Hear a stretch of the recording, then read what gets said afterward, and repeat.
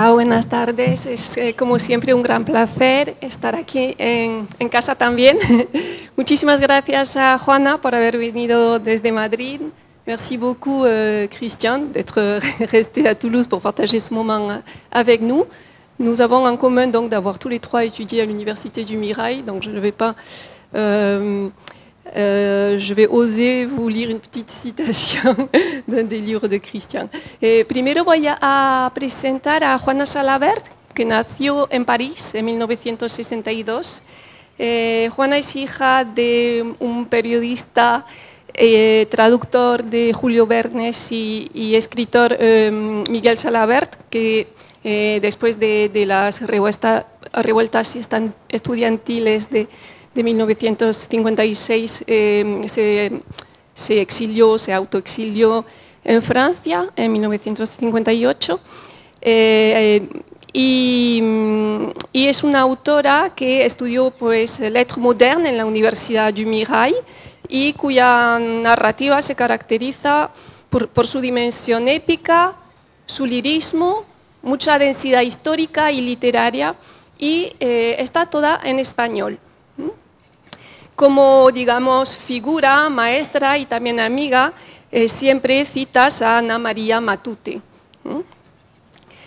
Juana también es traductora. Ha traducido a nada más que Flaubert, a Laurent Mauvigné, a Elisabeth Gilles, Philippe Jaénada, Marius Daniel Popescu.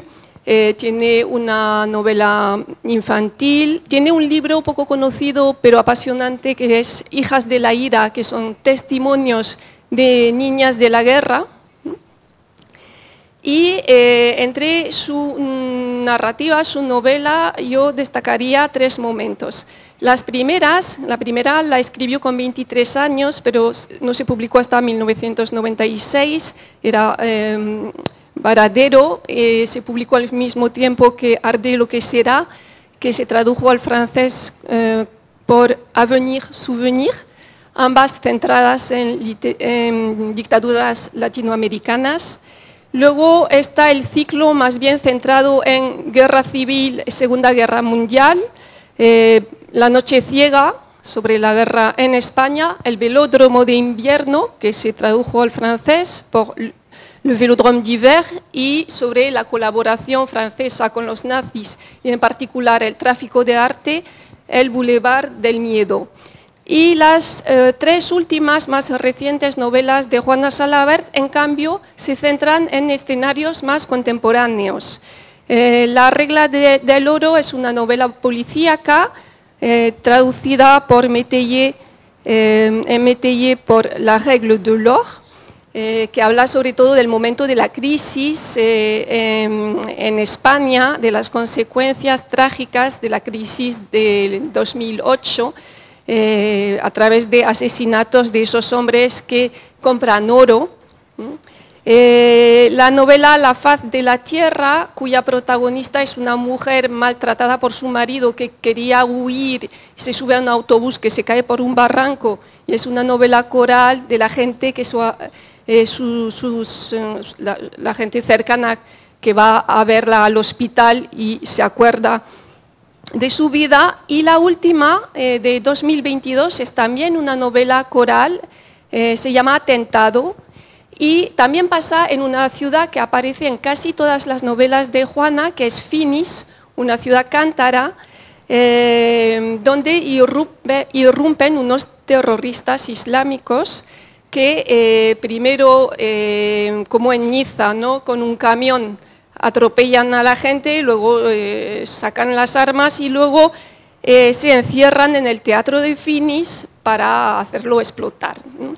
Y es una novela en la que cada personaje percibe que a lo mejor seguramente está viviendo sus últimos momentos, y muy conmovedora, donde nos metemos en la piel de personajes muy distintos. Juana, ¿quieres completar a lo mejor la presentación, matizar?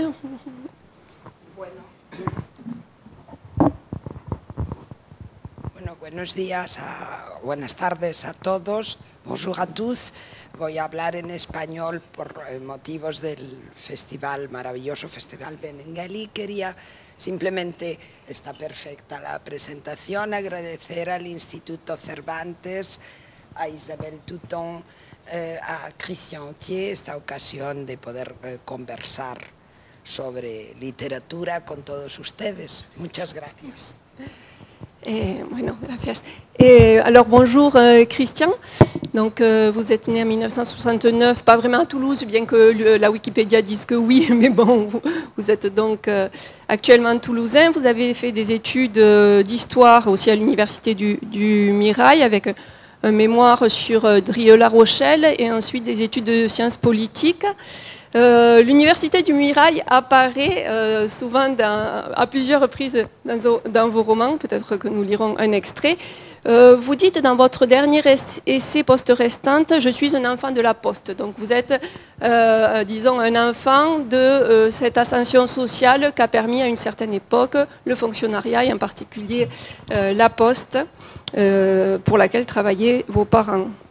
Alors, on verra ça peut-être plus tard. Donc vous êtes aussi l'auteur de nombreux essais, même si on parlera davantage de vos romans ici, des essais avec une approche peut-être un peu plus sociopolitique sur le foot par exemple, les bouffons du foot, foot business, le nouvel ordre sexuel, un essai pour lequel vous avez reçu le prix Renaudot de l'essai en 2014 de chez nous.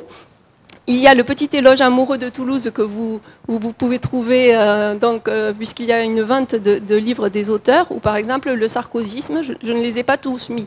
Il y a ensuite les étés plus littéraires autour de figures que vous admirez, comme Patrick Besson, Houellebecq politique ou Les Mondes de Michel Déon, et un dictionnaire chic de la littérature française. L'autre passion que vous revendiquez, c'est le cinéma, avec aussi 2 essais sur Clint Eastwood, il me semble, et un autre qui s'appelle Deuxième séance, dont la bande vous dit, si vous n'aimez pas le cinéma, allez vous faire foutre. Voilà. Et quant aux romans, donc, il y a des romans dont les circonstances du narrateur sont assez proches de celles de l'auteur. D'ailleurs, dans un des romans, vous dites que les intérieurs étaient assez proches de l'autobiographie. Le premier étant Enterrement de vie de garçon, un roman très, très émouvant où le personnage devient ami avec un autre lycéen qui est atteint de leucémie. Très délicat. Les liens des faits, où on continue dans la camaraderie, mais plus tard, au moment des études, et aux relations au monde un petit peu difficiles. Une si douce fureur qui raconte plutôt un amour déçu. Et la rencontre amoureuse est aussi au centre d'un des derniers romans, Demi-siècle, paru en 2021. Il y en a d'autres qu'on citera peut-être après. Donc Toulouse et Paris sont au centre de vos romans, davantage Toulouse. Peut-être que je vous lis là un extrait, clin d'œil. Le Rio a été repris par la chaîne Utopia, dirigée par des néo-gauchistes qui ont eu la sagesse d'en préserver le décor suranné. Malgré la profusion de tracts, pétitions, affiches et manifestes appelant pêle-mêle à lutter contre le fascisme, le capitalisme, les OGM, les États-Unis, la tauromachie, la droite dure, la gauche molle, et à soutenir les immigrés clandestins, José Bové attaque les Palestiniens, les homosexuels ou les lesbiennes, cela reste un cinéma. Vous avez aussi 2 romans qui sont peut-être avec un contexte plus géopolitique, et en particulier vous vous intéressez beaucoup à la guerre de l'ex-Yougoslavie, ce qui s'est passé en Bosnie. Donc l'un s'appelle Soldat d'Allah. Donc on a aussi un roman sur le djihadisme, mais là il s'agit d'un Français de souche qui se convertit à l'islam, qui part se battre en Bosnie et qui ensuite devient djihadiste. Et on perçoit l'histoire de son point de vue. C'est ce qui est quand même fort, ça nous met dans une situation toujours un peu en déséquilibre, disons, et un roman policier aussi un peu avec ce contexte, l'ouverture des hostilités. Donc, est-ce que vous voulez ajouter quelque chose? C'est corrigé. Juste une précision sur le bandeau que vous évoquiez sur l'histoire du cinéma, enfin le petit livre sur le cinéma. Si vous n'aimez pas le cinéma, allez vous faire foutre. C'est une citation de Jean-Luc Godard, enfin du film de Jean-Luc Godard, À bout de souffle. C'est un clin d'œil. Je ne me serais pas permis une telle trivialité sans faire allusion évidemment à Godard et à ce que dit Belmondo quand il se tourne vers le spectateur. Muy bien.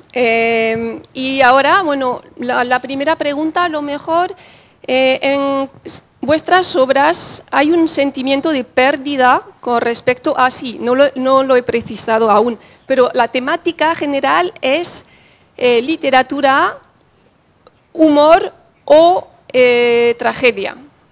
Bueno, como lo habréis anticipado un poco, vamos a hablar mucho más de tragedia que de humor, pero también un poco de humor con esos temas, ¿no? Entonces, en vuestras obras hay un sentimiento de pérdida con respecto a un mundo anterior. Me parece que más melancólico en las novelas de Christian Autier, más combativo en el de Juana Salabert, y me gustaría que explicarais un poco a qué se corresponde. Y no sé si estáis de acuerdo para leer esta cita, está sacada de una entrevista, pero creo que refleja bien el tono también de Juana en sus columnas o en sus entrevistas. Bueno, creo que es que ni siquiera recuerdo esta entrevista, he de confesar, pero creo que me estaban preguntando acerca de, seguramente, La regla del oro, que es una novela policíaca ambientada durante los años en que todas las certidumbres que se tenían, o al menos que creíamos tener en nuestro occidente, parecieron de repente tambalearse con los recortes famosos, ¿no? Y yo entonces siempre pensaba, pobre Grecia, que no tiene ahora mismo un Lord Byron que la defienda, cuando veía aquellas imágenes de las pensiones en Grecia reducidas un 40%, te enterabas de gente que había tenido unas existencias más o menos cómodas, de pronto reducidos a una cuasi mendicidad, con la excusa de que algunos habían gastado, unos gobernantes anteriores habían dilapidado. Pero claro, la gente no tiene la culpa de las corruptelas o lo que dilapiden sus gobernantes, ¿no? Entonces, lo que me debieron preguntar era más o menos sobre esta atmósfera. Y esta es mi respuesta. Todo sucede demasiado deprisa y la gente de la cultura estamos más relegados que en décadas anteriores. Creo que nuestra opinión cuenta menos que nunca en este país, que parece estar asumiendo como un signo de la fatalidad el hecho de que nuestros hijos vivirán peor que sus predecesores. Yo no lo acepto, aceptarlo me parece monstruoso, pero cuando escucho esa horrible expresión del, entre comillas, esto es lo que hay, me echo a temblar. Y es cierto que esa expresión de esto es lo que hay siempre me ha sacado, como se dice en español, de mis casillas, porque significa que te aguantas a todo. Y no creo que debamos aguantarnos, ni mucho menos a todo, ¿no? Pero sospecho que eso era acerca de lo que preguntaban, de un momento muy concreto, ¿no? Sí, y a lo mejor puedes explicar el título, La regla de oro. Bueno, entre otras cosas, yo no había escrito nunca una novela policíaca y soy una lectora, perdón, es que soy un poco resfriada, tengo una voz como de cantante de jazz, lo lamento, pero siempre tuve la tentación de escribirla porque soy una lectora enamorada de la novela policíaca. Simenon es uno de mis escritores que releo constantemente, ¿no? Y me había puesto como un reto escribir una novela policíaca, y como de pronto durante el 2012, el 2013, 2014 proliferaban por todas las calles de Madrid, de pronto surgieron esos neones de compro oro, compro oro. Y claro, la gente acudía a vender hasta las alianzas de boda, rebuscaba en los cajones, para llegar a fin de mes, la gente que había perdido los empleos, ¿no? Y me pareció sintomático y, bueno, inventé una novela donde asesinan a un comprador de oro muy peculiar, por cierto. Ahí sí me reí mucho escribiendo sobre este personaje, que era un avaro terrible. Y a veces, pocas veces, un escritor puede reírse cuando escribe, pero siempre recuerdo cuando García Márquez contaba que él le daban de fugir tremendos ataques de hilaridad y le preguntaba a su mujer, ¿pero qué te pasa? Y decía, me río de lo que les pasa a estos tíos, ¿no? Estos tíos eran sus personajes. E incluso cuando aborreces a un personaje como este compro oro, al que llamaban cabezudo sus vecinos, pues a mí me divertía imaginarme sus manías y sus mezquindades. Y bueno, es de los pocos momentos tal vez cómicos que yo recuerdo, pero siempre te afecta cuando escribes. Hay veces que lloras después de haber escrito algo que te ha emocionado mucho y otras en las que ríes. Simenon decía hacer que sea más verdadero que la verdad. Escribir consiste en eso, en que lo creas tú en el tiempo de la escritura y lo crean tus lectores, ¿no? Que puedas ser capaz de llevarlos mediante las voces de tus seres imaginarios a otros mundos. Alors, est-ce que vous voulez bien lire cet extrait des Liens des Fées? Oui, alors je vais situer un peu les Liens des Fées. C'était mon deuxième roman qui est paru en 2007. Alors là, pour le coup, c'était un roman assez sombre, plus dans la tragédie. Il n'y avait pas beaucoup de comédie ou sinon un peu d'humour noir ou grinçant. Et ça racontait l'histoire, la relation entre deux amis qui sont jeunes trentenaires, donc dans la France de cette époque, du début du XXIe siècle. Et ça décrit un processus de déréliction d'un de ces personnages qui qui va s'éloigner, qui ne supporte plus sa vie, qui est marié, qui a des enfants, a priori, comme on dit, cette expression, qui a tout pour être heureux, et qui pourtant ressent chaque jour un peu plus une espèce d'eau grise comme ça monter en lui. Il ressent le monde moderne comme une gigantesque agression. Et voilà, il porte un regard très sombre sur le présent. Il voit des choses revenir, des fantômes du passé, des démons, notamment l'antisémitisme, mais sous une forme nouvelle. Et je décris cette relation entre ces deux personnes dans cette époque. Donc là, c'est l'un d'eux qui parle. Nous qui nous étions moqués de l'affreuse religion des bons sentiments qui avaient déferlé sur le pays, de cet antiracisme de salon et de pacotille, de toutes ces manifestations grotesques, de ces nouveaux Hitler que l'on annonçait chaque mois, eh bien, nous avions peur. Pas à cause des croque-mitaines que l'on nous proposait, mais à l'image de ces foules dociles qui descendaient dans les rues. La crainte nous avait gagné. Merci. Oui, il y a chez vos personnages pratiquement tous ce sentiment un peu d'être en décalage avec leur époque, d'être un peu marginaux et de se retrouver entre hommes, parce qu'on y reviendra, mais il y a les relations amoureuses avec les femmes, mais les relations de camaraderie entre hommes sont très importantes. Et ça, dès le lycée, ça s'accentue vers, disons pour les personnages, vers l'université, mais ça perdure, je pense. Oui, en fait, mes deux premiers romans se ressemblaient sur une thématique. C'était effectivement deux histoires d'amitié entre deux. Enfin, le premier, donc, qui était pour le coup, c'est mon seul roman entièrement autobiographique, qui était le récit d'une amitié entre deux lycéens et qui vont devenir étudiants à Toulouse à la fin des années 80. Et ça, en quelque sorte, mais là, les personnages étaient imaginaires. C'est comme si l'un des deux dans le premier roman disparaît. C'est comme s'ils avaient survécu. Enfin, l'autre avait survécu et on les retrouve une quinzaine d'années plus tard. Donc j'aime bien cette figure du tandem qu'après j'ai réutilisé dans des romans sur une forme plus, là pour le coup, plus comique et plus légère, parce que et avec pour le coup des différences générationnelles. J'aime bien la figure du père de substitution et du jeune homme en formation. Et je trouve que c'est aussi là pour le coup, sur le versant, j'allais dire, comique ou plus léger, c'est évidemment un tandem que, bon, dans la littérature abonde, le cinéma aussi. Je trouve que la mise en scène de ce couple, si possible antinomique, est toujours peut être en tout cas un bon ressort romanesque. Muchas gracias. En vuestras obras abordáis tragedias individuales o colectivas, atentados islamistas sobre los que volveremos, la pérdida de un ser querido demasiado joven, la guerra y, en el caso de Juana, el genocidio judío. Mi pregunta era cómo habéis decidido afrontar lo más indecible en vuestras obras.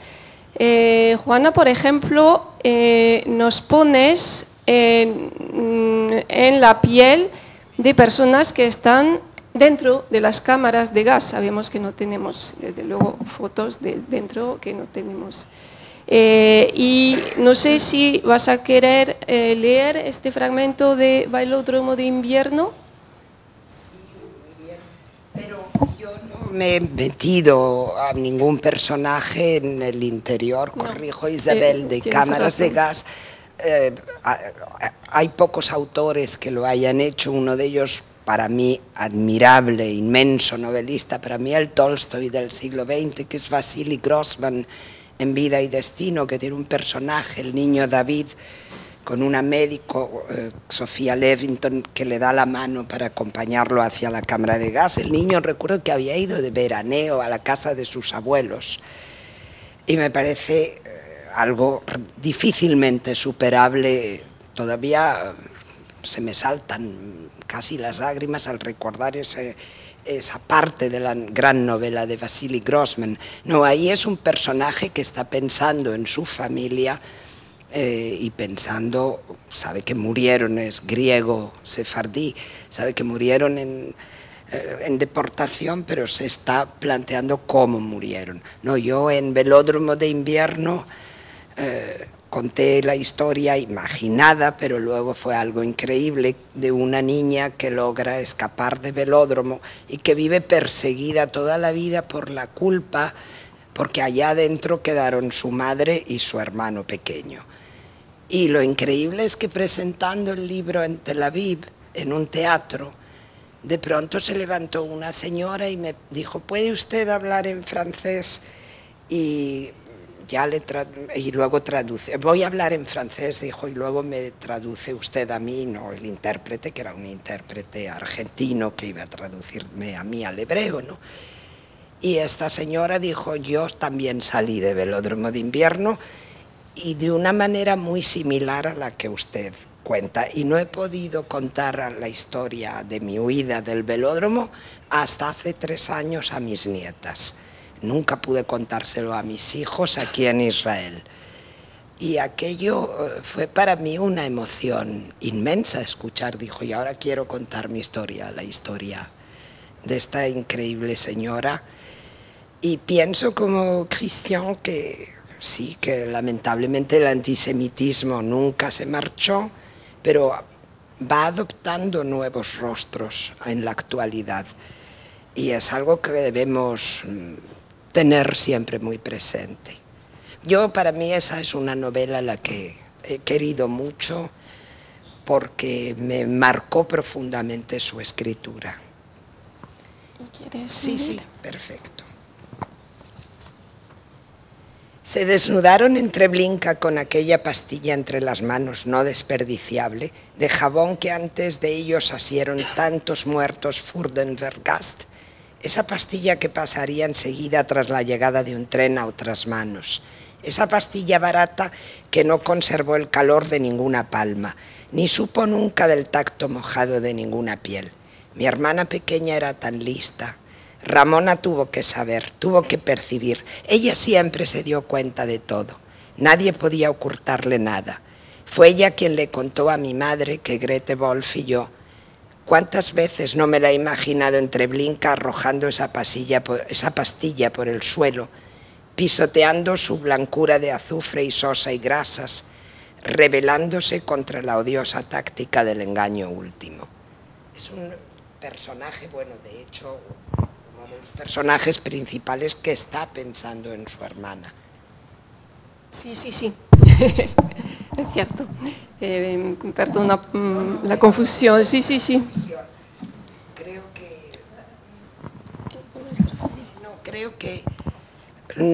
Creo que no hubiera sido capaz de adentrarme desde el punto de vista de la novelística en el interior de una cámara de gas. Sí. Dans Soldat d'Allah, il ne me semble pas qu'il y ait trop de descriptions gore, disons, précises des conséquences de la guerre, des assassinats commis par les jeunes avant pour trouver de l'argent, puisqu'ils braquent des banques et dans certains cas, ils tuent des hommes. Donc un groupe de jeunes lillois qui ont l'intention tout d'abord de partir en Bosnie, de faire le djihad. Mais ce qui est vraiment terrible, c'est le point de vue du protagoniste et son manque d'empathie, son manque de sa froideur. Je ne sais pas si vous voulez lire cet extrait-là et puis ensuite commenter un petit peu. Alors donc, Soldat d'Allah, depuis qu'il avait vu des cadavres d'enfants tués par des obus, parfois couverts de gravats, démantibulés, défigurés, des femmes égorgées et éventrées, des hommes décapités, Olivier appartenait à une espèce humaine singulière, celle des êtres qui sont passés de l'autre côté du miroir, comme le dit le lieu commun hérité de Lewis Carroll. Il encaissa l'annonce de la disparition de Jean-Luc avec ce masque de fausse indifférence qu'il prenait face aux grandes peines. Oui, alors là, pour situer aussi un peu le livre, Soldat d'Allah, c'est un livre qui est sorti, si je me souviens bien, en 2014, et c'était dans une collection chez Grasset qui s'appelait « Ceci n'est pas un fait divers », et dont le titre était un clin d'œil, puisque c'était une collection qui proposait à des écrivains de s'emparer d'un fait divers authentique, en France, enfin français, ou qui soit déroulé à l'étranger, et de le raconter ou bien de le romancer totalement. Et moi je m'étais inspiré donc d'un fait authentique, c'est ce qu'on avait appelé en France le gang de Roubaix. Donc c'était des jeunes gens, des jeunes Français qui avaient fait, donc comme Isabelle l'évoquait, des braquages dans le nord de la France, qui avaient tué des policiers et qui ensuite étaient partis avec leurs petits magots s'engager en Bosnie pendant les guerres en ex-Yougoslavie dans les forces de volontaires qui allaient combattre pour mener le djihad. Alors ce qui était curieux, c'est que quand le livre est sorti, on commençait à parler comme quoi l'histoire se répète et est une boucle, enfin se répète souvent. On commençait à parler de ces jeunes Français qui allaient se battre en Syrie ou en Irak, 20 ans plus tard pour mener un autre djihad, un autre combat. Et moi, ce qui m'avait fasciné à l'époque, parce qu'il y a eu énormément d'articles dans la presse que moi je lisais sur ce gang de Roubaix, donc sur la figure, j'allais dire, charismatique, je sais pas si c'est le bon mot, qui s'appelait Lionel Dumont. C'est qu'en fait, il avait mon âge, je crois, un an près. Il était né en 68 ou 69. Il avait fait des études, il était issu d'un milieu populaire, père communiste, mère catholique. Il avait fait des études, et je me dis, ce qui m'avait frappé, c'est ça aurait pu être moi, où j'aurais pu le croiser à l'université. Enfin, c'est quelqu'un comme moi à peu près. Et pourquoi, comment, voilà, ce qui est fascinant, là donc, le gang de Roubaix, ça se passe dans les années 1993-1995, et qu'est-ce qui va pousser un jeune homme, donc, qui a 23-24 ans, qui est apparemment intégré, aller se battre dans un pays qu'il ne connaît pas pour une cause. Alors il y a le motif religieux, et puis après, par ailleurs, cet homme a eu une existence extrêmement romanesque. On a pu la suivre, là aussi je l'ai suivi dans les médias pendant des années, puisqu'il a été arrêté ensuite quand la guerre s'est terminée en Bosnie. Le gouvernement bosniaque était un peu encombré par tous ces volontaires étrangers qui étaient venus un peu du monde entier, qui étaient quelques milliers.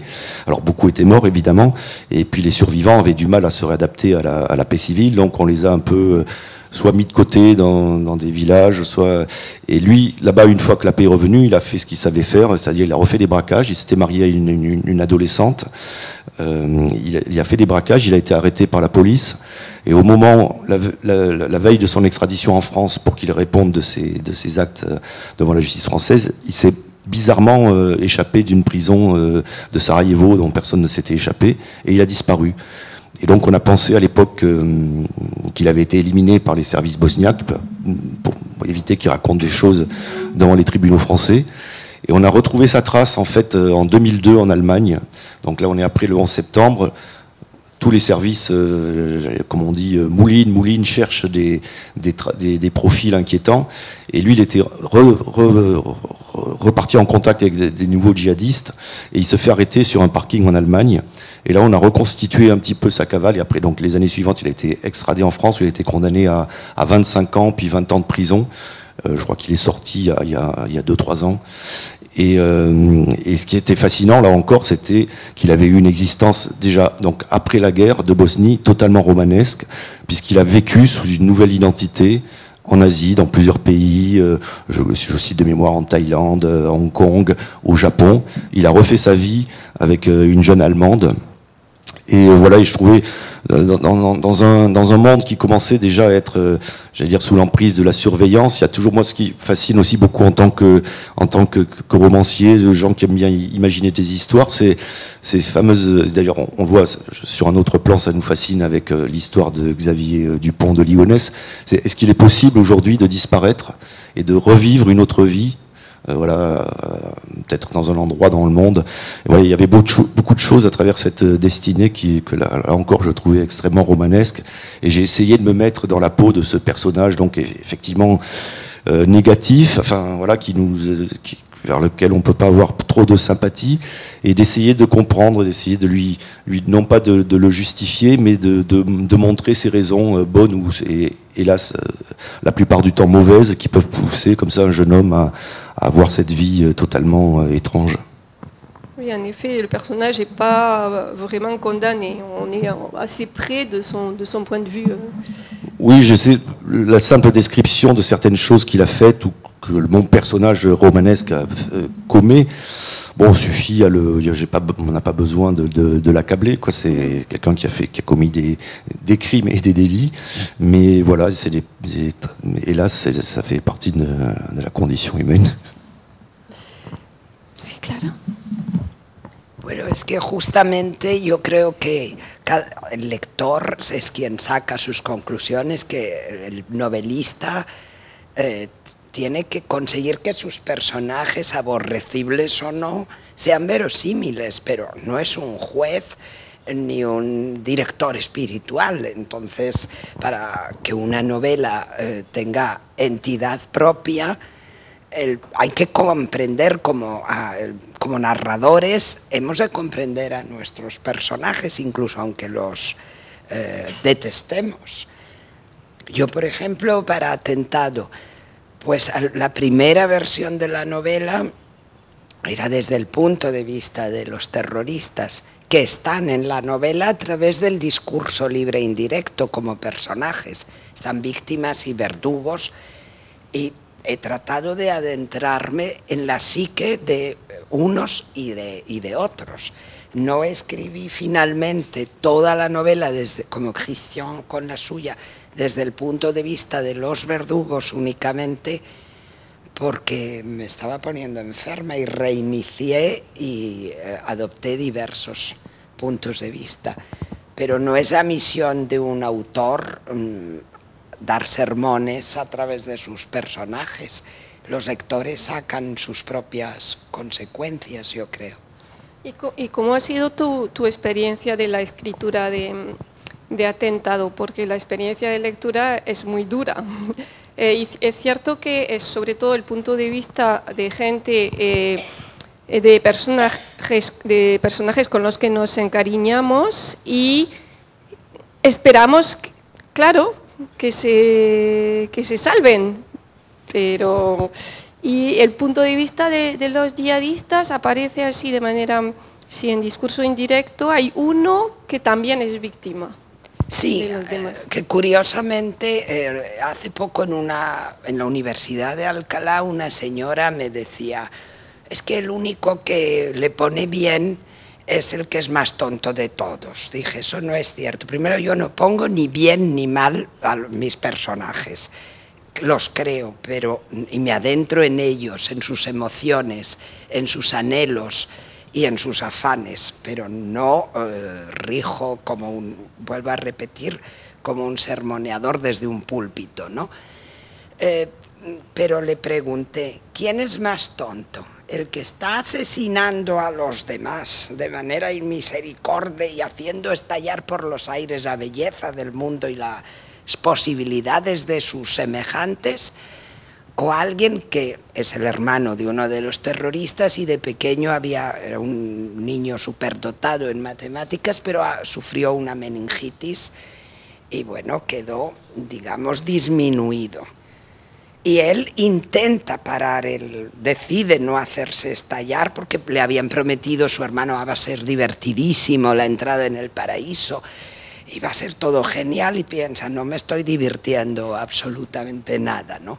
Y trata de no hacerse explotar, pero bueno, falla, pero en cualquier caso no se introduce en el teatro, sino se hace estallar él solo y le pregunté a esta señora, ¿quién es para usted menos listo o más tonto? ¿Este que tuvo una meningitis y vive en una pseudo inocencia mental, o su hermano y los amigos de sus hermanos, de su hermano? Dije, porque para mí es mucho más inteligente el personaje de Ahmed. ¿Por qué? Porque Ahmed tiene bondad, y la bondad es importante. Lo único que puede ayudarnos a los seres humanos es la colaboración entre unos y otros, los lazos que nos unen. Entonces, claro que fue un texto, una novela muy dura de escribir, pero yo estaba como cualquier persona occidental, pero no solo occidental, porque hay atentados en todo el mundo constantemente, horrorizada al presenciar estas masacres, niños a los que les ponen explosivos y los mandan a hacerse estallar en mercados, en cualquier rincón del mundo, o gente que es atacada simplemente porque ha entrado a un lugar a divertirse o a un mercadillo de Navidad. Vivimos con este horror, y la misión también mía, yo siento como escritora, es tratar de comprender el mundo en el que vivo, porque del mundo en el que vivo salen los temas que luego necesito escribir.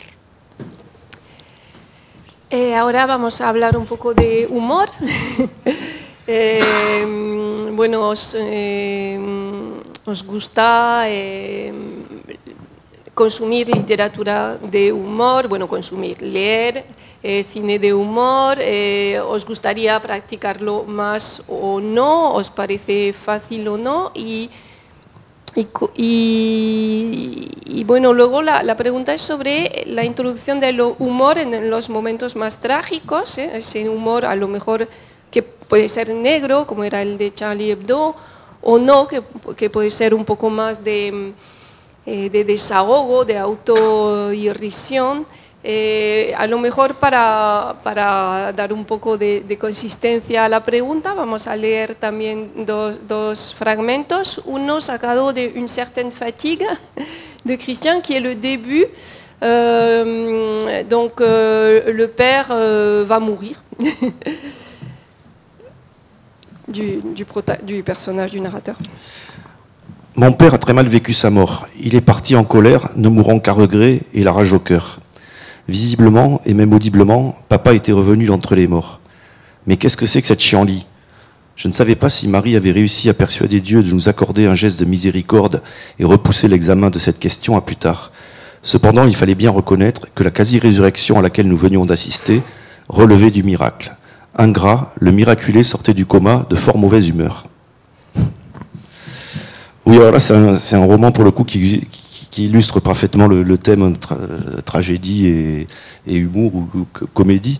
Parce que moi, c'est un mélange des genres que j'aime beaucoup. Alors ça me vient aussi peut-être de mon goût pour le cinéma, et en particulier de la comédie italienne, qui s'est vraiment singularisée par ce mélange de tragédie, de gravité, de réalisme social, et puis d'un humour extrêmement jubilatoire. Et dans ce roman, alors ça commence effectivement par la mort du père. Le narrateur a une petite cinquantaine d'années, de la mort de son père, alors qui revient de sa maladie, mais qui va disparaître. Et là, ce qui m'avait frappé, alors c'est inspiré par une histoire comme de quelqu'un que je connaissais, que l'on m'a raconté. Le narrateur va être, ça commence de façon assez lourde. Il apprend qu'il a une maladie incurable, qu'il lui reste quelques mois à vivre. Et donc il est marié, ils ont de grands enfants, il travaille dans un cabinet d'architectes, et il va préparer les siens à son départ prochain. Donc voilà, enfin les siens, il organise sa vie professionnelle, enfin la fin de sa vie professionnelle, entre guillemets, il dit adieu aux siens, il se prépare à cette épreuve. Et puis un examen parmi d'autres lui révèle qu'en fait il a un ulcère à l'estomac qui a faussé ses analyses de sang. Et donc en fait c'est tout à fait bénin, il est sauvé. Et à partir de là, il va tomber en dépression. Et parce que moi, ce qui m'amusait, comment raconter, c'est cette partie dont je me suis inspiré, quelqu'un qui est condamné, qui reste 3-4 mois, qui prépare et qui, on imagine, si ça nous arrive, qu'on va sauter de joie, on va courir à travers le quartier, on va faire la fête toute la soirée. Et cette personne qui existe, qui est annoncée, c'est elle qui me l'a raconté, il s'est senti totalement désemparé parce qu'il n'avait pas prévu cette vie supplémentaire. Et là, ce qui m'amusait, c'est de me mettre, essayer d'imaginer donc comment on pourrait mal réagir à cette annonce. Et voilà, c'était le point de départ de ce roman. Et après, je raconte ces péripéties alors, entre désenchantement et comédie, parce qu'il y a malgré tout des scènes plus légères. Merci. Y en un atentado, los personajes reaccionan de manera muy distinta en función de su historia, de su edad, de su personalidad. Los hay que enfrentan su destino con mucho valor y otros que se desmoronan y otras que esperan, que piensan que las van a salvar. Una de las rehenes dentro del teatro, rodeada por los yihadistas con cinturones de explosivos, tiene que descolgar cuando llama. Hay un teléfono en el teatro, en la taquilla, y llaman. Ella descuelga, le dicen que descuelgue y está llamando un policía. Si quieres, a partir de ahí lo puedes leer, o si quieres lo hacemos entre las dos, como quieras. ¿Quieres leerlo tú? No, tú. Sí. Bueno, el policía pregunta cómo están. Y claro, sí, no veas lo fabulosamente que estamos aquí, quiso replicar con rabia, pero en lugar de ello musitó: no realmente. Comprendo, intente mantener la calma. Tal vez podría pasarme a alguno de los responsables del asalto. Joder, tenía que tocarme a mí el puto encargo. No quiero, no me da la gana que se ocupe otro. Prefiero que... ¿Qué pasa? ¿Quién es? La interrumpió el hombre de la chilaba. Le apuntaba en la frente: por favor, que no me haga lo que arreme con el arma. Y al mirarla guiñaba levemente los párpados enrojecidos. A pesar del acento francófono, su trabajoso español evidenciaba cierto deje andaluz. La policía, tartamudeó. Noelia, sigue ahí. Claro que no, me he largado a Isla Mauricio en mi teletransportador. Bueno, yo creo que, claro, no sabemos nunca cómo vamos a reaccionar, y ojalá no lo sepamos nunca en circunstancias de drama y tan horrorosas. Pero el humor, todos los fanáticos del mundo son, por un lado, incapaces de comprender el humor, y por el otro, realmente lo detestan y lo desprecian.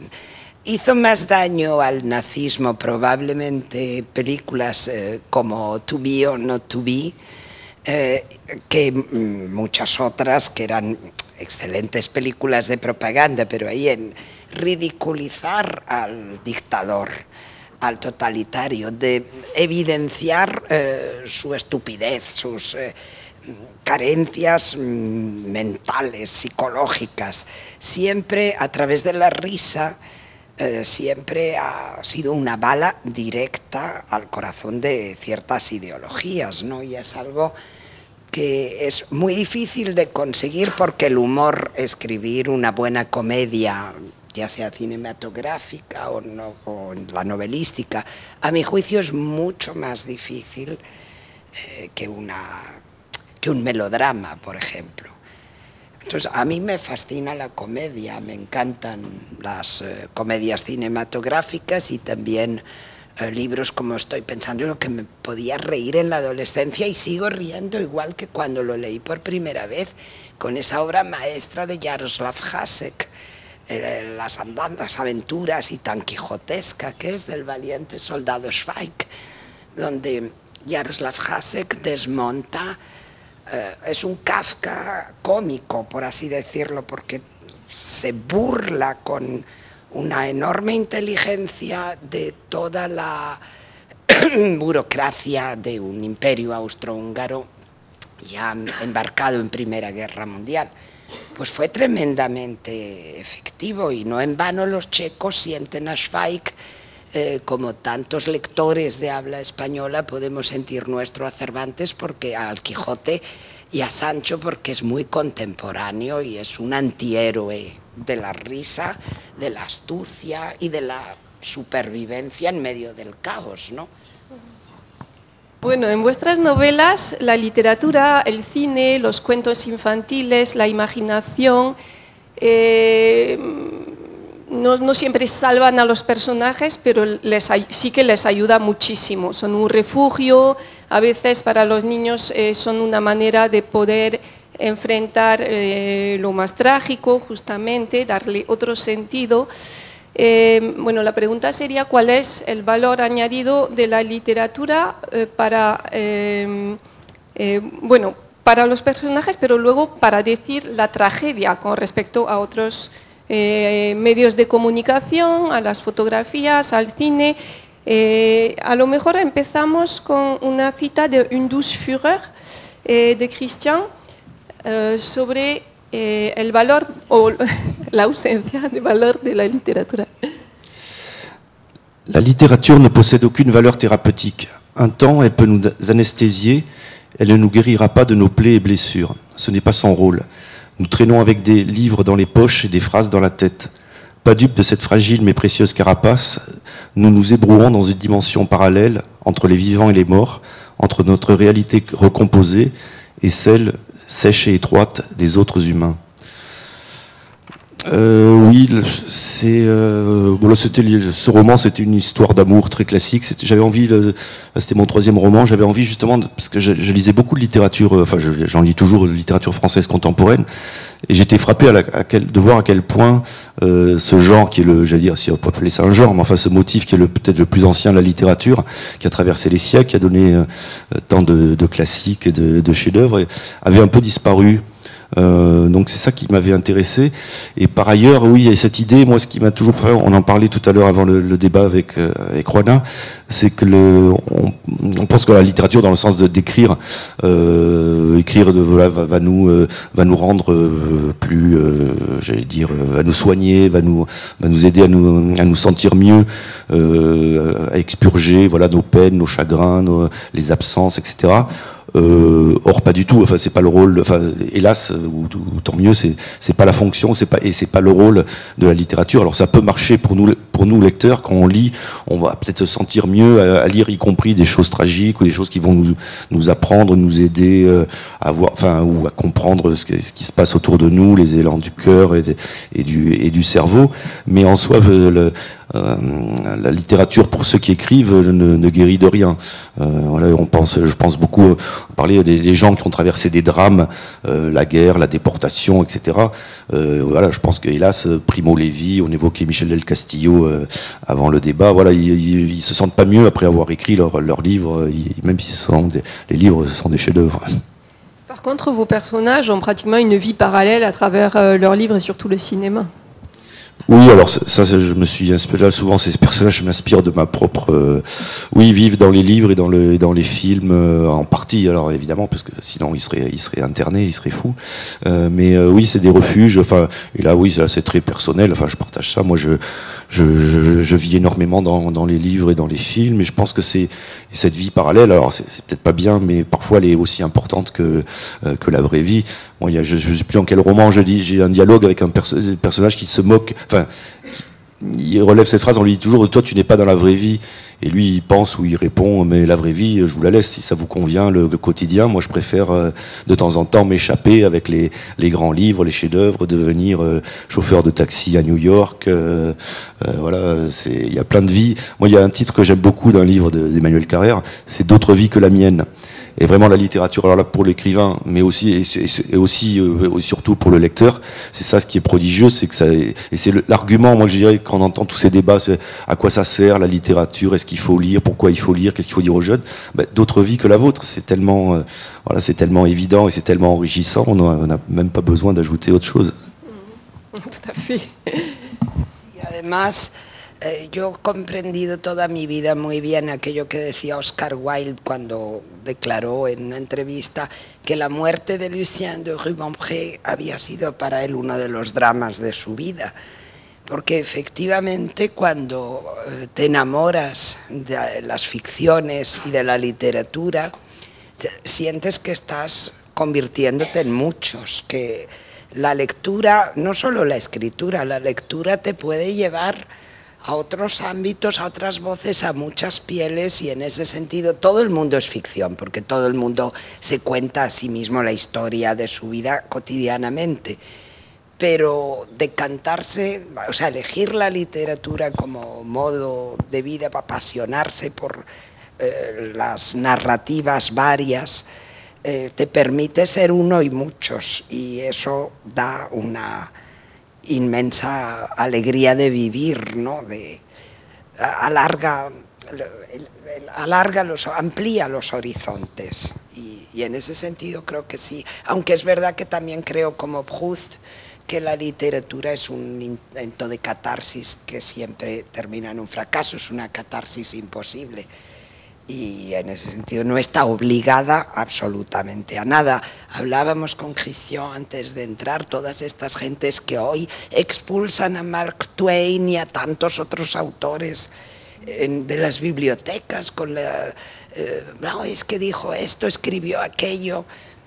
Bueno, yo no creo que esas gentes tengan otra cosa dentro de sí más que un alma de cazadores de brujas, que son una especie de nuevos, nuevos inquisidores, ¿no? Y son peligrosos en el sentido de que esta gente tampoco tiene sentido del humor, y siempre hay que desconfiar de las tragedias que pueden acarrearnos quienes le temen a la comedia, del arte y no del arte. Ahora para volver sobre la tragedia y lo que puede aportar la literatura sobre por qué la literatura vuelve cada vez más sobre las grandes tragedias del siglo XX. Si estás de acuerdo, Juana, podrías leer este fragmento de Velódromo de invierno, que nos lo explica un poco para... Mienten las fotos como mienten las sonoridades, esos nombres inscritos en papel timbrado, sucediéndose en una lista de monstruoso orden alfabético si la enuncian y recitan voces anónimas cuya indiferencia distorsionan y multiplican los altavoces de la desdicha.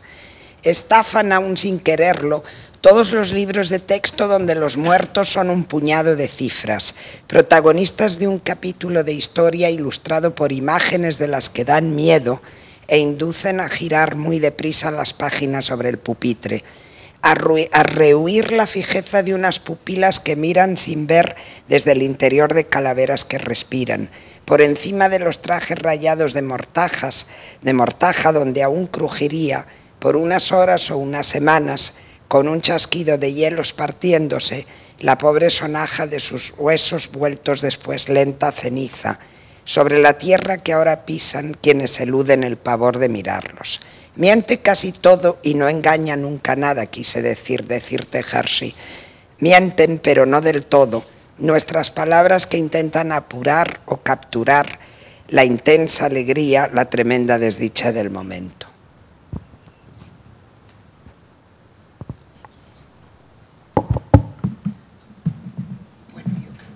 El texto es bastante elocuente, ¿no? Vale. Ahora me llamó la atención el hecho de que, bueno, Juana, te metes con mucha facilidad en la piel tanto de personajes masculinos como femeninos, niños, gente mayor. Dijiste en una entrevista que cuando escribías eras tus personajes, eres hombre, mujer, niño, piedra, casa, animal, paisaje. Christian, en revanche, surtout dans les premiers romans, peut-être parce que, ça c'est une citation de Hunterman, moi qui ne vivais que pour l'esprit de bande et la chaleur du gang, la sociabilité masculine est très importante. Vos personnages sont presque toujours des hommes, alors dans certains cas assez souvent assez proches de vos coordonnées vitales. Dans Demi-siècle, en revanche, qui est une histoire d'amour aussi, différente, très différente de celle d'une douce fureur, vous adoptez le point de vue aussi de Laurence, la personne aimée. Est-ce que ça a été, est-ce que vous vous êtes fait la réflexion, je ne sais pas si vous l'aviez fait aussi avant, est-ce que ça a été difficile, est-ce que c'est quelque chose sur lequel vous avez réfléchi? Donc bon, la question pour tous les deux, si vous voulez commencer. Pour ce roman, oui, enfin, il y avait déjà eu des personnages féminins, mais ce roman, pour le, enfin après, comme je disais, mon premier roman était vraiment entièrement autobiographique, enfin si tant est que la mémoire soit exacte, donc ça devient malgré tout une fiction. Après, pour les autres, je prends des personnages qui, enfin, il y a toujours une confusion. On évoquait ça aussi tout à l'heure. Le lecteur pense la plupart du temps que le narrateur ou le héros c'est vous. Enfin, c'est l'auteur, c'est la même personne. C'est moi, à tel point qu'on me pose parfois des questions, enfin, y compris des gens que je connais de peu loin, sur la bonne santé de mes enfants. Je réponds, j'ai pas d'enfants. Ah bon, mais pourtant dans le roman, j'ai dit oui, mais c'est un roman, donc faut pas croire tout ce qu'on raconte dans les romans. Hein. C'est parfois on ment, et souvent on ment. Et là, oui, ce qui m'intéressait dans ce roman Demi-siècle, c'est c'était la rencontre en fait entre deux solitudes, ces deux personnages, un journaliste parisien, et alors pour le coup, ça se passe aussi à Toulouse mais vers la fin. Ils reviennent enfin, le personnage revient dans sa ville natale pour un anniversaire, donc un de ses meilleurs amis qui fête son premier demi-siècle. Et j'avais envie de raconter là aussi une histoire d'amour, la rencontre entre deux solitudes qui ont une cinquantaine d'années à Paris, de différents milieux, et chacun, et surtout elle, avec j'allais dire là c'était le côté un peu, c'est une romance plutôt légère, mais elle a un passé, une expérience un peu extrêmement tragique qu'elle a masquée, qui est apparemment invisible et qui va être révélée par un coup du hasard, enfin un coup du destin. Et voilà, donc oui, voilà ce qu'on disait tout à l'heure. Moi, ce qui est fabuleux quand on écrit un roman, c'est de se glisser dans la peau de personnages extrêmement différents. Et alors évidemment, on écrit toujours à partir de soi, donc ils ont, même si on veut s'en détacher, ils auront toujours des morceaux de nous, si je puis dire. Mais ce qui est un des grands plaisirs quand on écrit un roman, voilà, c'est pouvoir se projeter, leur donner des envies, des attitudes, des mots qui ne sont pas les nôtres, qui sont en partie les nôtres. Enfin, c'est d'avoir toute cette liberté. Oui, c'est ça, parce que le roman, c'est avant tout l'espace de la liberté la plus totale, et par rapport au cinéma, qui est un art, c'est-à-dire collectif. Vous dirigez un film, vous êtes 40, il y a l'éclairagiste, le preneur de son, les acteurs, enfin, c'est un travail magnifique, mais c'est pas du tout la même création. Nous, quand on écrit, on est tranquille, hein, après on a un éditeur, après on a les critiques, etc., les correcteurs, mais on est dans un bureau, sur une table, avec un papier ou un ordinateur, et on est les maîtres du monde pendant quelques heures. Chaque jour, on est Dieu. Sí, estoy totalmente de acuerdo, pero claro, Christian al menos se libra de la maldición de que le pregunten a todas horas si se siente hombre a la hora de escribir. Cuando eres una mujer escritora, no falla. Siempre hay alguien que va a preguntarte si te sientes mujer a la hora de escribir, o si las mujeres escribimos de modo diferente a los hombres, cosa que me parece de un machismo apabullante, sinceramente. no comprendo por qué a una mujer escritora se le ha de exigir que sea siempre mujer a la hora de la escritura, y sobre todo si, por ejemplo, está escribiendo un capítulo en el que no aparece una sola mujer. Y diría que hay un cierto paternalismo inconsciente en esa pregunta que suelen formular más bien mujeres que hombres, por otra parte. Pero el paternalismo no es exclusividad, lo que se ve del mundo masculino, ni el machismo tampoco, por otra parte. He conocido mujeres machistas también, por supuesto. Y yo reivindico la libertad creadora que hace exactamente que uno pueda estar hablando desde la voz de un niño de 4 años o la voz de un anciano, sin que uno sea, bueno, desde luego yo estoy muy lejos ya de ser ninguna clase de niño, pero precisamente el género de la novela que me fascina, cuando Marthe Robert en ese ensayo estupendo dijo que no era un género sino un antigénero, ¿no? Precisamente porque la novela que nace con Cervantes, con el Quijote, es un género que contiene en sí todas las posibilidades. Tan novela puede ser una novela policíaca de Dashiell Hammett, como una de Samuel Beckett, ¿no? Y ambas son novelas, pero es el género de la libertad. Porque entonces me parece que exigirle a una mujer escritora constantemente que escriba como una mujer es como lo que tanto tiempo hizo las dictaduras soviéticas, cuando exigían a sus artistas que fueran fieles a lo que llamaban el realismo socialista, y no dejaban a la gente decantarse por el trazo o la temática que les apetecieran, ya fueran pintores, escultores o escritores. Y por eso me he manifestado siempre en contra de la llamada escritura de mujer. Me parece muy bien que alguien quiera contar su vida de mujer, perfecto, pero yo quiero ser mis personajes y ser como los escritores hombres, en el sentido de que no se me tienda un índice acusatorio por el mero hecho de decir que tengo el mismo derecho que cualquier otro novelista a entrar en la voz, la piel, la psique por ejemplo, de un personaje masculino. Y además no creo que exista una escritura femenina diferente. Es que uno tiene todos los géneros a la hora de la escritura. Uno deja de ser uno para convertirse en otros. Y eso es lo interesante, por lo menos para mí. A lo mejor para ilustrar cómo te metes en la piel de una niña, justamente han atentado. No sé si quieres explicar esta cita, que es muy corta, porque si no, no se entiende. ¿Sí? Bueno, puedes leer y luego la... Que alguna de esas alas del narco te rozara con su veneno paralizador, por ejemplo. Que alguna de esas alas del narco te rozara con su veneno paralizador, por ejemplo, para que cualquiera de sus miembros te arrastrara después a lo más hondo de una gruta de murciélagos, lagartos y zombis. Es una niña, Lena, que es la nieta de un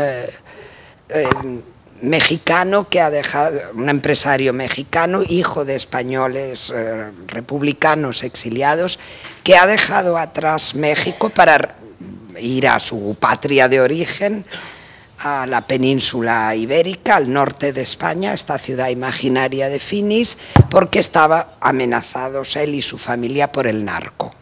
Entonces tiene una nieta que esa mañana está paseando por la plaza del teatro, de la mano de una persona para ella, de una joven para ella muy querida, y esta niña ha oído hablar en su casa, Lena, constantemente del narco. Ella no sabe lo que es el narco, piensa que es una especie de ave rapaz, está pensando en cuentos, en películas, en videojuegos, y piensa que quienes están atacando la plaza, ella no piensa en yihadistas, piensa en el narco que era lo que oía en su casa el narco está infiltrado en todas partes, el narco nos amenaza. Y entonces piensa en el narco como una especie a la vez de gran serpiente, de monstruo, pues de cuento de terror, de cuentos infantiles. Claro, es una niña muy pequeña, ¿no? Y las alas es porque escucha Alá. Claro, efectivamente, ella escucha los gritos estos de Alá es grande y es el único, y ella piensa en alas de murciélago, que el narco sabe disfrazarse, que es una especie de ave rapaz. Claro, alguien sometido a una tensión y de un dramatismo terrible, a un espanto inimaginable, pues que no comprende la situación, el cerebro tiende a, incluso cuando no se comprende algo, tratar de darse de inmediato una explicación, ¿no? Y en general los niños, desde luego, van a buscar esas explicaciones en sus pesadillas, en los relatos de terror, y van a convertir, a dotar de una explicación a lo que no la tiene a sus ojos. Hablando de tragedia y humor, me gustaría, alors je vais parler en français, oui, Christian, que vous nous parliez un petit peu de Charlie Hebdo.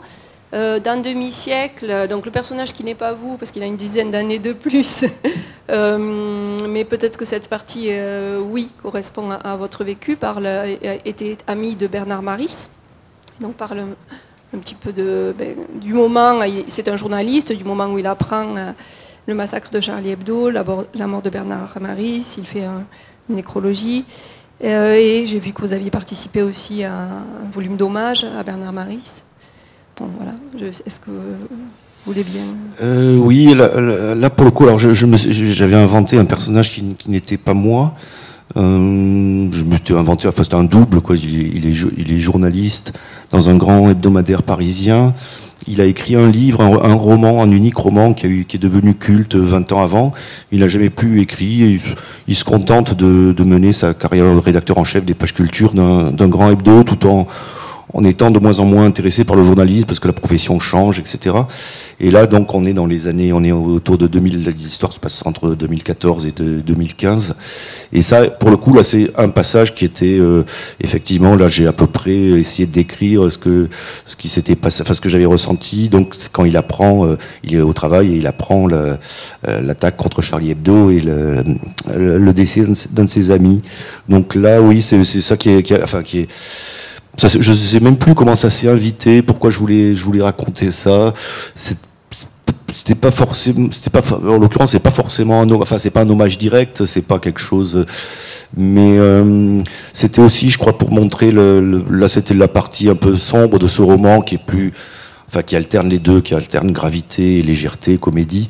Mais voilà, ça montrait aussi l'arrière-plan de cette France des années 2015, avec ces attentats qui commencent et cette lourdeur dans l'air.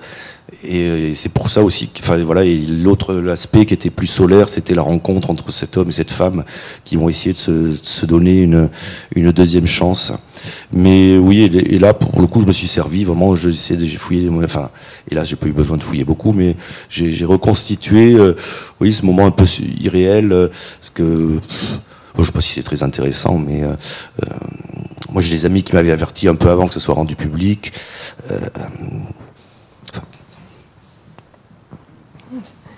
C'est pas grave. Je crois qu'on a tous été, voilà, on est encore tous touchés par ça. J'ai écrit 3 articles et j'ai passé des nuits à tourner tout ça dans ma tête, et les réactions après, c'est là aussi. Je vais demander à notre chef à quelle heure on doit finir, parce que c'est à 8 heures. On n'a pas de... D'accord. Je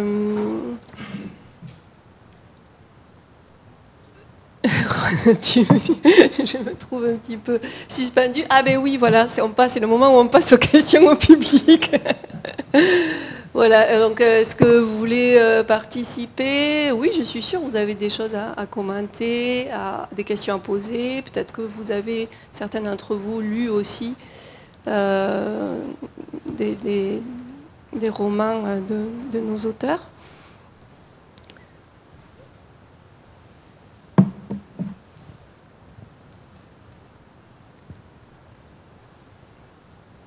Non ?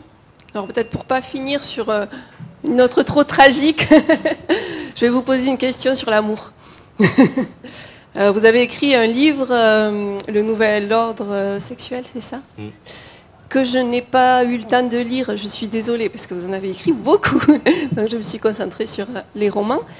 Mais dans vos romans, les personnages, il y a une conception de l'amour romantique, que je dirais assez classique, assez absolue. Donc, je ne sais pas si vous le voyez un petit peu comme une résistance aussi à des changements, et également très pudique. Vos personnages, voilà, il n'y a jamais d'évocation directe, pratiquement jamais, de relations sexuelles, de toute la partie plus sensuelle du couple. Oui, ben ça vient, effectivement, ça s'explique. Le Nouvel Ordre Sexuel, c'est un essai que j'ai publié en 2001 et qui s'intéressait aux nouvelles représentations de la sexualité, essentiellement dans la littérature française, un peu internationale, le cinéma, la publicité, les discours médiatiques, etc. Et donc c'était une époque, je ne sais pas si vous vous souvenez, enfin c'était les auteurs à la mode en France, c'était Christine Angot, Michel Houellebecq, une partie de l'œuvre d'Annie Ernaux, et c'était énormément de romans d'ailleurs, de romans, de témoignages d'auteurs féminins. Et il y avait une espèce d'énorme libération dans des termes très crus, voilà. Et moi, ce qui m'avait, j'avais étudié ce phénomène sous plusieurs angles, mais en revanche, dans le roman, je trouve que les scènes de sexualité, de sexe, ou des scènes d'amour aussi, on peut dire, sont rarement réussies. Alors Michel Houellebecq, j'aime beaucoup, et je trouve qu'entre guillemets, il s'en sort pas mal. Henri Miller, je trouve que c'est assez formidable. Voilà, j'en oublie quelques-uns, mais après, globalement, ce qui me gêne quand je les lis, c'est que je les trouve vraiment ridicules. Et là, pour le coup, je crois que représenter l'amour physique dans un roman, et pour en avoir lu énormément, donc pour cet essai, oui, c'est pour ça que moi, les scènes d'amour ne sont pas montrées, et c'est pas par pudeur ou pudibonderie. Encore une fois, je vous dis, j'adore Henri Miller ou Michel Houellebecq, mais c'est juste parce que je pense que j'en suis pas capable, et j'essaie de pas tomber dans le ridicule que je trouve si souvent. Y Juana, a lo mejor para acabar también con el amor, en tus novelas hay muchas relaciones entre abuelos y nietos y es central también la cuestión de la transmisión transgeneracional, a veces transmisión que no es transmisión de secretos, pero muchas veces también una transmisión más activa y con mucho amor, pues... Creo que la figura de los abuelos, en este caso de una abuela, fue muy importante en mi vida, y creo que entre abuelos y nietos puede darse un entendimiento que muchas veces es más formativo que el de los padres. Son amores distintos, por supuesto, pero recuerdo que mi padre solía decir, he descubierto que se aprende a ser padre solo cuando se es abuelo, ¿no? Cuando nació mi hija.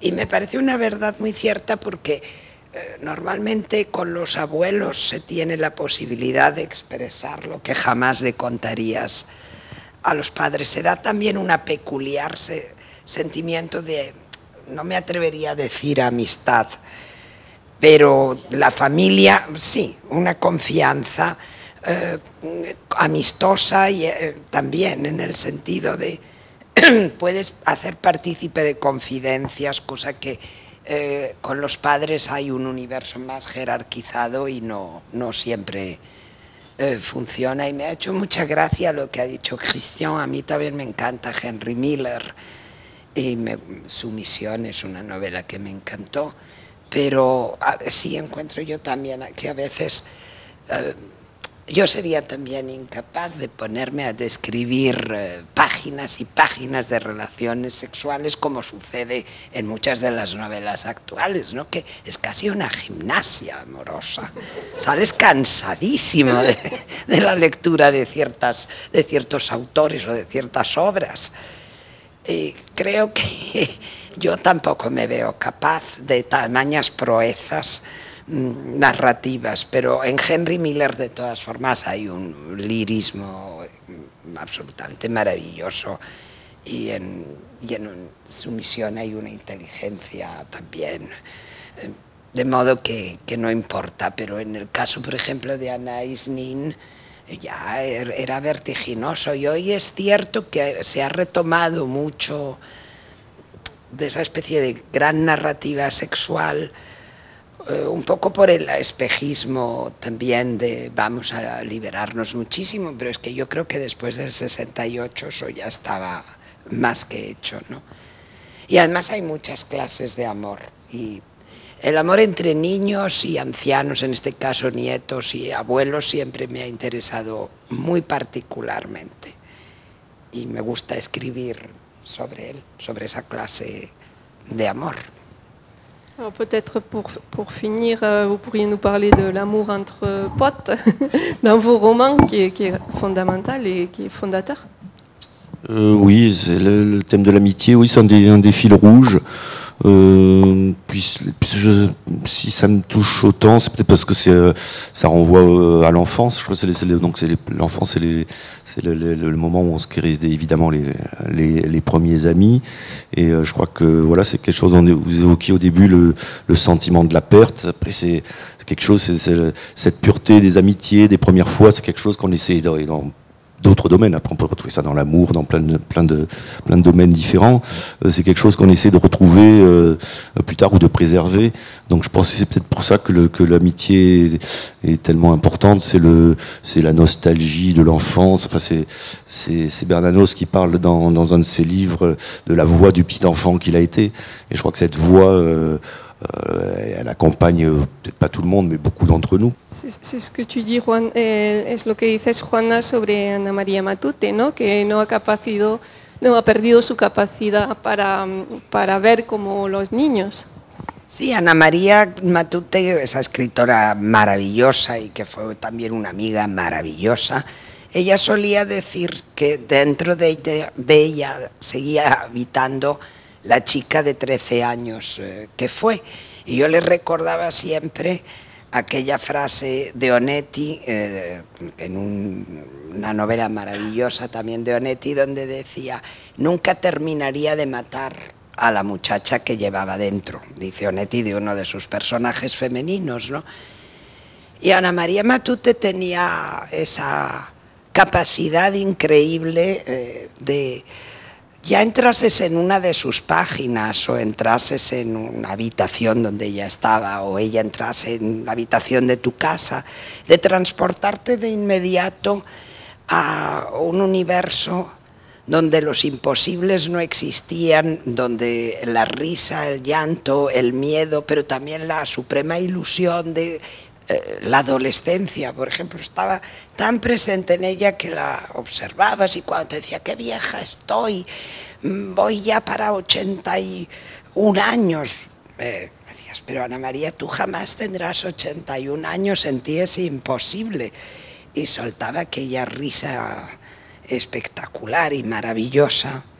Y decía, la verdad es que sigue ilusionándome inventar mundos, y cuando murió tenía la última novela que estaba escribiendo a la mitad, y yo sé que eso le hubiera dado muchísima rabia, porque entre las dos hablábamos mucho del pánico que nos daba morirnos en medio de la escritura de una novela, y ella decía, sí, si no pones la palabra fin no te puedes morir.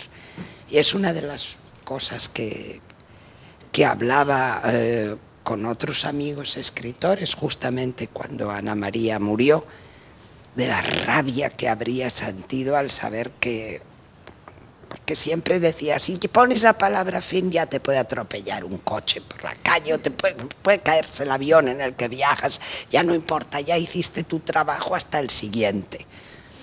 Y es verdad, en cierto modo, la escritura o cualquier actividad artística, por supuesto, no te alarga la vida, pero por momentos te da un baño de juventud, ¿no? Cuando estás evocando momentos de intensidad adolescente o creando personajes muy jóvenes. Eso está muy bien. Et alors, on va en faire une dernière. Alors. Donc, du coup, Christian, si vous deviez nous parler d'un de vos modèles artistiques, est-ce que vous iriez plutôt vers un écrivain, Houellebecq, Besson, ou vers un cinéaste, ou vers Clint Eastwood? Oui, c'est difficile parce qu'on pose souvent, enfin, on pose parfois la question. Je prendrais peut-être un réalisateur-acteur pour c'est le film que j'ai vu c'est ce genre d'acteur que vous connaissez sans voir peut-être tout de suite son visage. Il s'appelait Jean-François Stévenin, qui était acteur et réalisateur, et il a fait que 3 longs métrages. Il y en a un qui s'appelle Double Messieurs, dans lequel il joue, qu'il met en scène avec Carole Bouquet et Yves Afonso. Et voilà, et ce film, je l'ai vu, j'ose pas vous dire combien de fois je l'ai vu, et j'en perce chaque fois, j'arrive pas à en épuiser les beautés, j'entends toujours un dialogue, un mot qui m'avait échappé, une image, et pour moi c'est une œuvre d'art voilà, qui ne s'épuise pas. Je l'ai vu à sa sortie en salle en 1986, donc j'avais 16 ans ou 17 ans. Je l'ai vu 2 fois la même semaine en 86. Je l'ai vu en VHS, les diffusions télé, en DVD, sur tous les supports. Je le vois une fois par an encore. Et voilà, c'est vraiment quelque chose que j'admire, une œuvre que j'admire profondément, et un de mes rares regrets professionnels, puis aussi journaliste, c'est de jamais avoir eu l'occasion de rencontrer Jean-François Stévenin. Je me disais ça viendrait. Il est décédé, je crois, il y a maintenant 2 ans. Ça fera 2 ans l'été prochain. Et voilà, parce que c'est un personnage absolument, c'est un artiste, un metteur en scène méconnu, parce que, encore une fois, je vous dis, il a fait que 3 films, mais voilà, moi qui est un de mes maîtres, au-delà du cinéma, dialoguiste, auteur, c'est vraiment un artiste magnifique. Alors, si je devais en citer qu'un, je peux en citer 50, mais j'ai envie de penser à lui. Merci beaucoup. Alors, est-ce que finalement quelqu'un s'anime? Bida.